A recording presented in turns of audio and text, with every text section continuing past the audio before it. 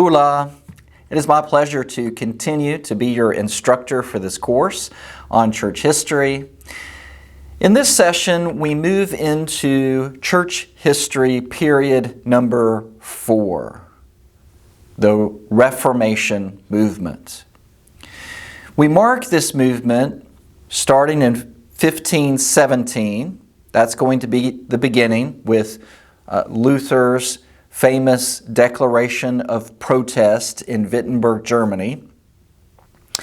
And the period concludes in 1801 with the Cane Ridge Revival in Kentucky in the United States.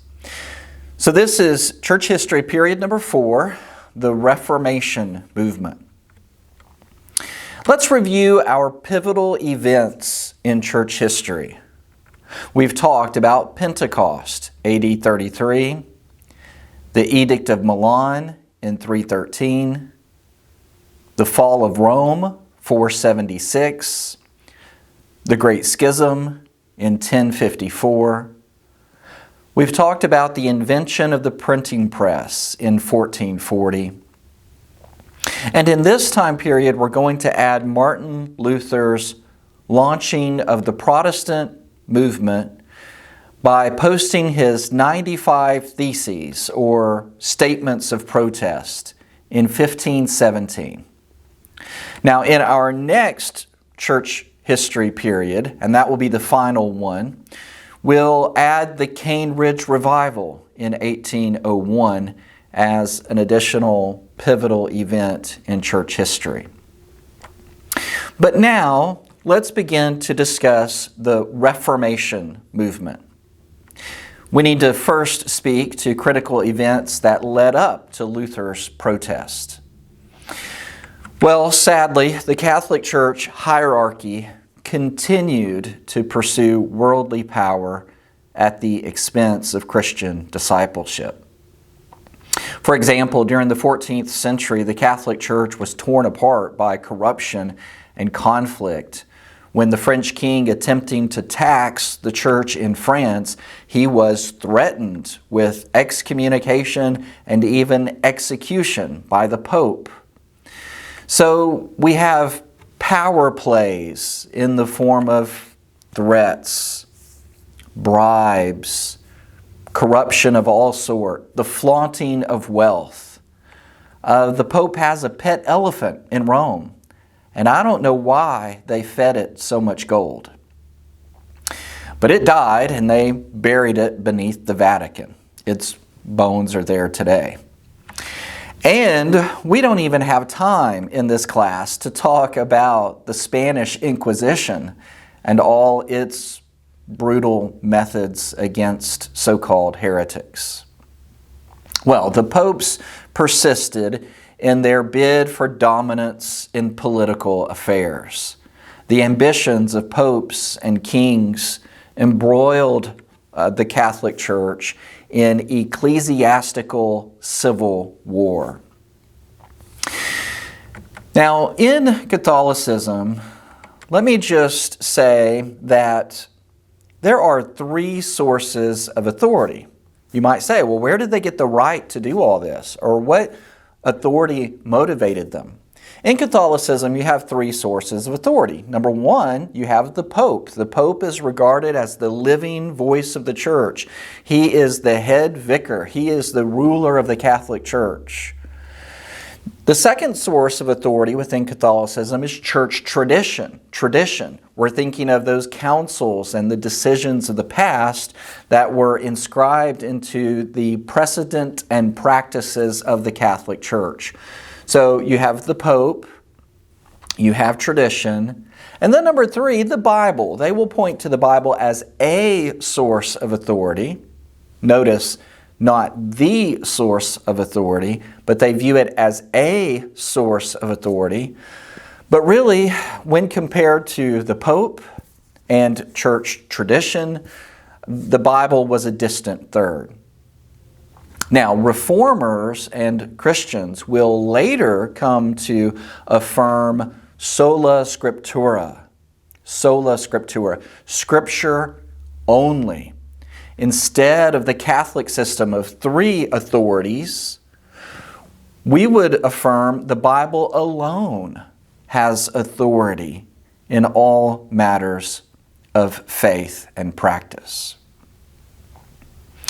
Well, what we have in the Catholic Church at this time is a lot of religious corruption. And it's really going to reach a breaking point.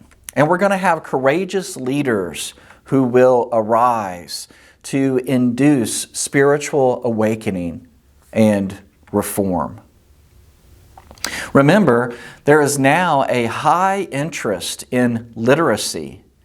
And so, in 1382, John Wycliffe had translated the Latin Bible into the English of his day so that the people might have the Word of God in their own language. Wycliffe was a priest and Oxford scholar, and although he was threatened, he refused to be silenced, and he pressed forward with his work of translation.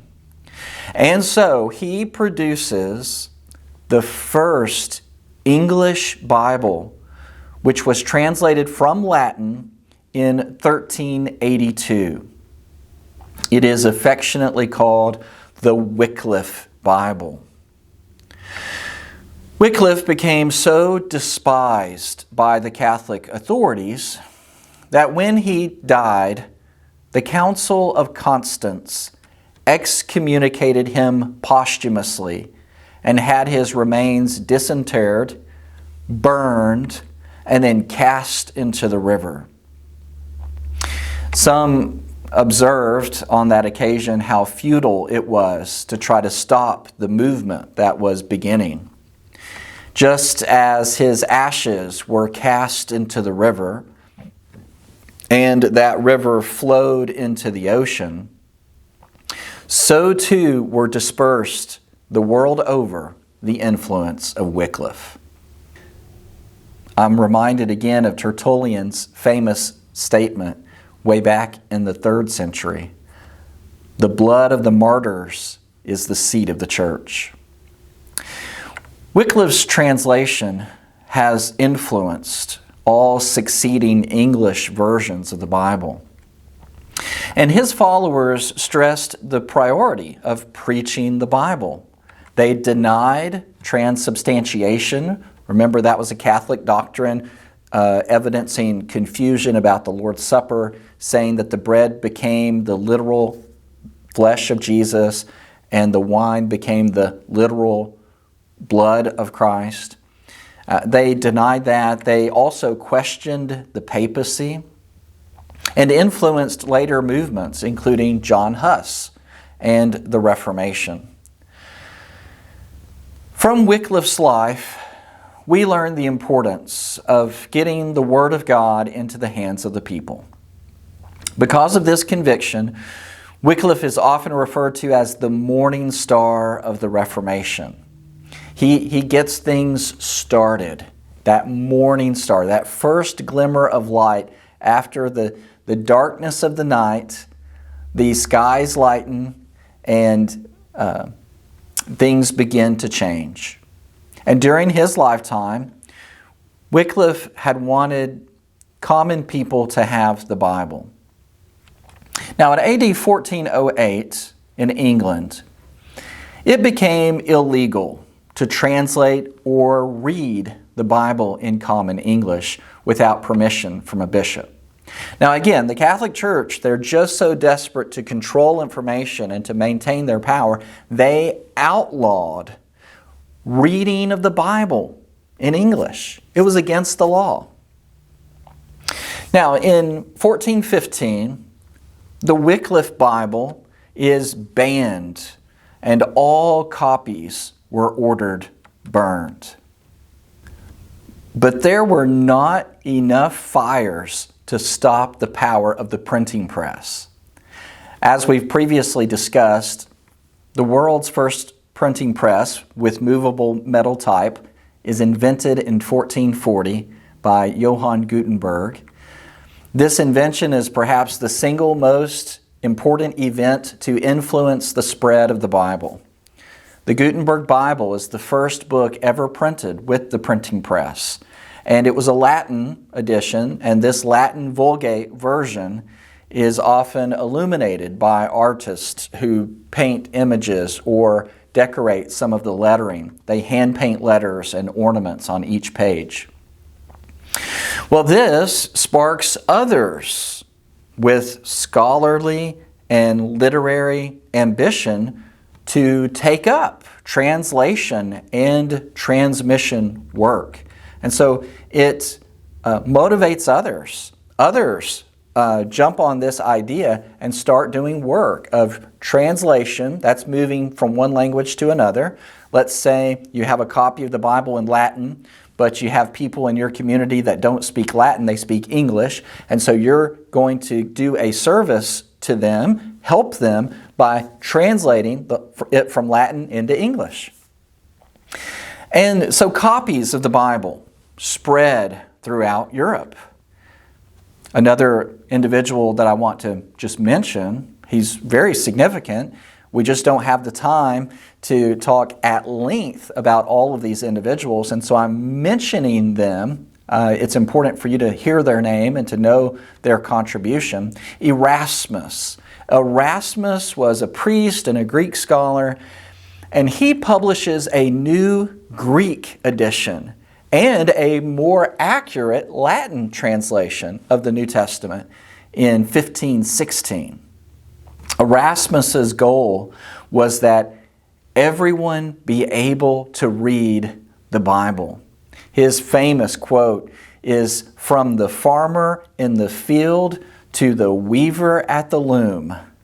His Greek text forms the basis of what's come to be called the Textus Receptus, or the received text. The Textus Receptus is used later by Martin Luther and William Tyndale and the King James translators.